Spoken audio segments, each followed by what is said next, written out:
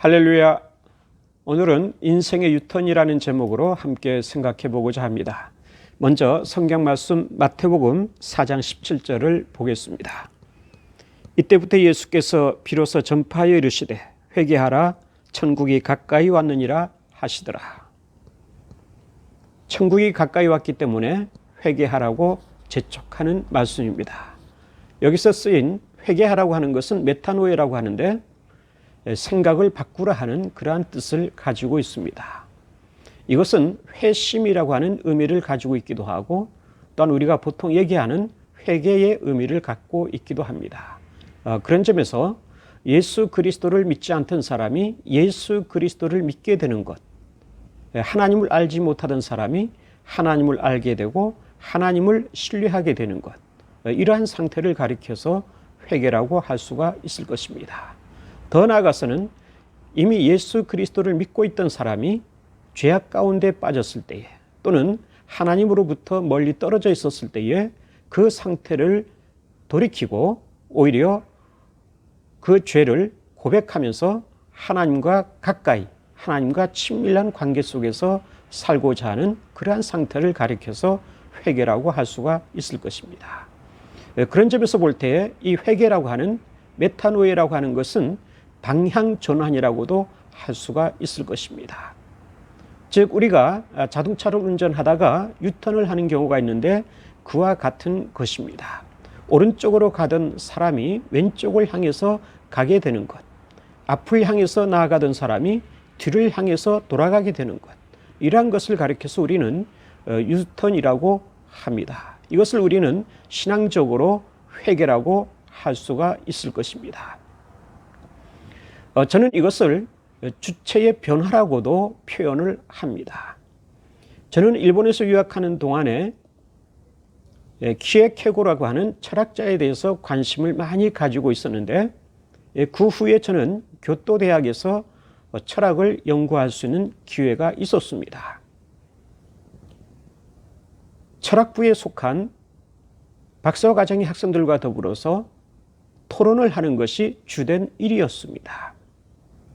교토대학은 여러분들이 알다시피 석학들이 모여있는 그러한 대학입니다.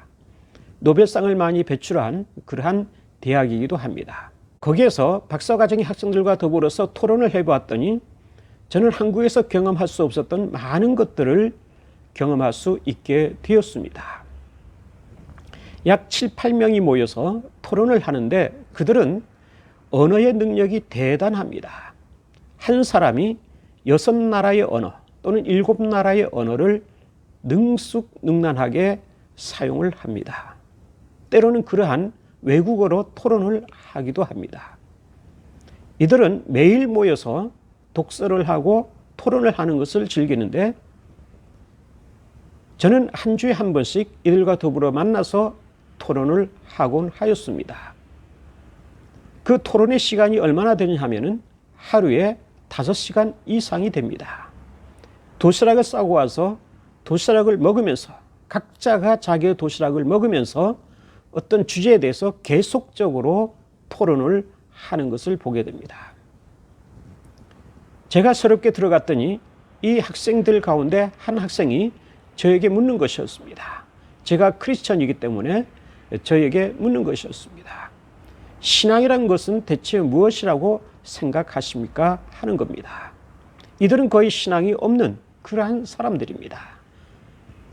그런데 내가 기독교 신앙을 가지고 있다 그러니까 여기에 대해서 궁금했던 것 같습니다. 신앙이란 것은 대체 무엇이라고 생각합니까? 하고 질문을 하였습니다. 그때 저도 모르게 성령님의 인도하심이라고 생각합니다마는 주체의 변화라고 대답을 하였습니다. 그러면 그 주체의 변화라는 게 대체 무엇이냐 하는 것이었습니다. 이것은 우리가 하나님을 믿기 전에는 내가 내 자신의 주체가 되어서 살아가는 것을 말합니다. 내가 나의 인생에 있어서 나의 사고에 있어서 나의 결단에 있어서 내가 주체자가 되는 것입니다. 그러나 신앙이라고 하는 것은 이러한 상태를 버리는 것을 말합니다. 내가 나의 주체가 된 상태를 버리는 것을 말합니다. 오히려 내 속에 예수 그리스도를 영접하고 예수 그리스도가 나의 주체가 되는 것을 말합니다. 따라서 예수 그리스도를 믿은 이후에는 나의 생각과 나의 결단과 나의 인생에 있어서 모든 주체자는 예수 그리스도가 되는 것입니다. 넓게 말씀을 드린다면 내가 나의 주체자가 아니라 하나님께서 나의 주체자가 된다고 하는 것입니다. 이것이 바로 방향 전환이라고도 표현할 수 있는 것입니다. 이것을 우리는 회개라고 이해할 수 있을 것입니다. 따라서 우리는 예수 그리스도를 알지 못하고 예수 그리스도를 믿지 않던 사람이 예수 그리스도를 믿고 예수 그리스도를 신뢰하고 예수 그리스도를 의지하는 삶을 살 때에 그것을 우리는 회개라고 할 수가 있는 것이고 회심이라고 할 수 있는 것이고 더 나아가서는 방향 전환이라고 할 수가 있습니다. 그런가 하면은 예수 그리스도를 믿기는 믿지만은 신앙이 너무나도 연약하여서 오히려 죄악 가운데 빠진다든지 하나님의 뜻을 저버린다든지 더 나아가서는 하나님으로부터 소원해 있는 그러한 상태에 있는 사람이 하나님께로 다시 가까이 돌아가는 것, 하나님의 품 안에 안기는 것, 그래서 하나님의 뜻을 따라서 살고자 하는 것, 이것이 바로 회개라고 할 수가 있습니다. 이 모든 것은 우리가 방향 전환이라고 표현할 수가 있습니다. 구약 성경에 보시면은 다윗이 나옵니다. 우리가 잘 알다시피 다윗은 커다란 죄악을 범한 사람이었습니다. 이스라엘의 왕이긴 하지만은 그는 참으로 돌이킬 수 없는 죄악을 범한 그러한 사람이기도 하였습니다. 그렇지만 그는 굉장히 자신의 죄에 대해서 애통해하고 자복하고 회개하는 것을 볼 수가 있습니다. 그러한 내용이 시편 51편에 기록이 되어 있습니다. 제가 몇 구절을 읽어 드리겠습니다. 51편 1절 2절을 먼저 보시면은 하나님이여 주의 인자를 따라 내게 은혜를 베푸시며 주의 많은 긍휼을 따라 내 죄악을 지워 주소서. 나의 죄악을 말갛게 씻으시며 나의 죄를 깨끗이 하소서. 그리고 5절입니다. 내가 죄악 중에서 출생하였으며 어머니가 죄 중에서 나를 잉태하였나이다. 7절입니다. 우슬초로 나를 정결하게 하소서. 내가 정하리이다. 나의 죄를 씻어 주소서. 내가 눈보다 희리이다. 그리고 10절과 11절입니다. 하나님이여 내 속에 정한 마음을 창조하시고 내 안에 정직한 영을 새롭게 하소서. 나를 주 앞에서 쫓아내지 마시며 주의 성령을 내게서 거두지 마소서. 아주 애절하게 정말 심령을 쥐어짜는 그러한 마음으로 회개하는 것을 볼 수가 있습니다. 다윗의 위대함은 그의 능력과 그의 지혜에 있다기보다는 오히려 이러한 애통하면서 회개하는 그러한 면에 있다고도 볼 수가 있을 것입니다. 만약에 다윗이 이러한 회개를 하지 않았다면 다윗은 쓸모없는 인간으로 전락되고 말았을 것이고 하나님께서도 더 이상 그를 인정하지 않고 버렸을 것입니다. 그러나 우리가 잘 알다시피 마태복음 1장에 보시면은 예수님의 족보가 나옵니다. 그런데 거기에 다윗의 이름이 열거되는 것을 볼 수가 있습니다. 우리의 눈에서 볼 때는 정말 쓸모없는 비참하기 그지없는 그러한 다윗이라고 여겨질 수밖에 없지만 그러나 하나님께서는 그를 들어서 사용하셨습니다. 그를 인정하셨고 그의 회개를 받아주셨고 더 나아가서는 그를 하나님의 사람으로 삼아 주셨던 것입니다. 그래서 이 다윗의 계보를 통하여서 예수 그리스도가 탄생하는 것을 볼 수가 있습니다. 그만큼 다윗은 그가 기도한 바대로 정말 그의 속에 정직한 영이 새롭게 거하는 그러한 역사가 나타나게 됐던 것입니다. 그는 아까 기도를 통해서 보았듯이 나에게서 주의 성령을 거두지 마옵소서. 이렇게 말씀을 하였습니다.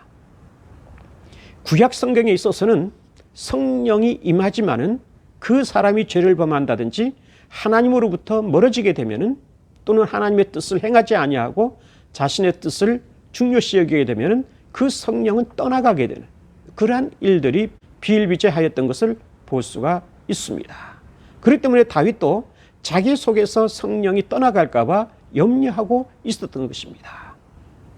그 가운데서 성령이 내 속에 거주하시는 것, 다시 말하면 내가 하나님과 더불어 산다는 것, 이것이 가장 중요한 것이고 소중한 것이고 최대의 가치라고 하는 사실을 인정하였다고 하는 것입니다. 그래서 그것을 최고의 선으로 생각하고 살았던 것입니다. 그렇기 때문에 하나님께서는 이 다윗을 용서하시고 인정하시고 새롭게 다시 세워 주셨던 것입니다. 그래서 다윗은 예수 그리스도의 조상이 되었습니다. 저희 어머님은 제가 어렸을 때부터 많은 얘기를 들려줬습니다. 때로는 정말 황당무계한 것 같은 그러한 얘기도 해주셨던 경우가 있습니다. 하루는 저는 이런 얘기를 들었습니다. 어떤 선비가 과거 시험을 보기 위해서 한양으로 가게 되는데 가던 도중에 하룻밤을 주막에서 지새게 됩니다. 그런데 그때에 한 여인과 더불어서 놀아나게 됩니다. 아침에 서둘러서 짐을 챙기고 다시 과거 시험을 보기 위해서 떠났습니다. 한참 길을 가고 있는데 뒤쪽에서 부석부석거리는 소리가 나는 겁니다. 이렇게 되돌아보았더니 커다란 뱀이 자기를 쫓아오고 있는 것이었습니다. 그래서 걸음아 날 살려라 하고 외치면서 앞을 향해서 계속 뛰어갔습니다. 근데 이 뱀이 계속 쫓아오는 겁니다. 근데 그 속도가 얼마나 빠른지 모릅니다. 자칫 잘못하면 물려 죽을 것 같습니다. 땀을 뻘뻘 흘리면서 아무리 달려도 뱀에게 물려 죽을 것 같습니다. 근데 그때에 그의 눈앞에는 커다란 넓은 들판이 나타났습니다.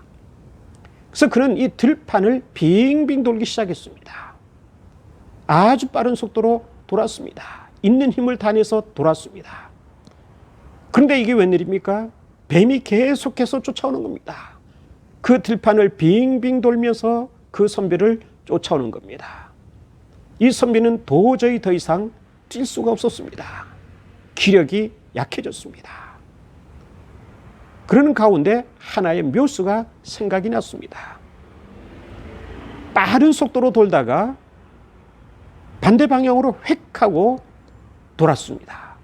그랬더니 이 뱀이 똑같이 달리다가 방향을 틀어서 그 선비를 쫓아서 달리려고 했던 것입니다.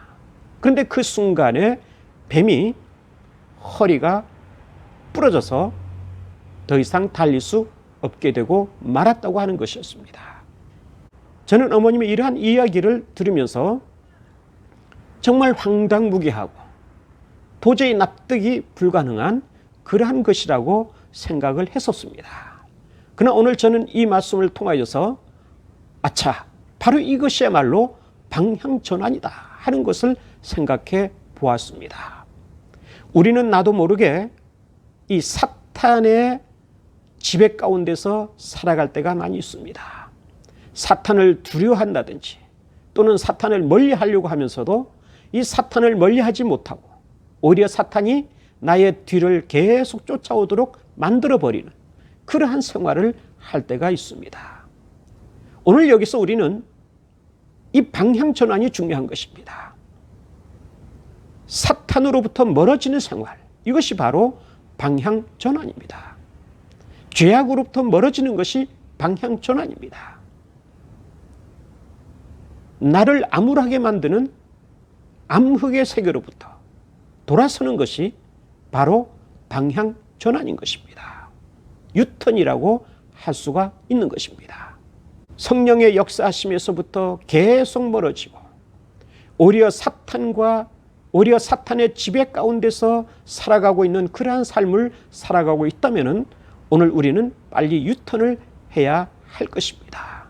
방향을 전환할 때에 우리에게 있어서는 새롭고 안전한 평화로운 그리고 기쁨과 희망이 넘치는 그러한 인생이 도래하게 될 것입니다.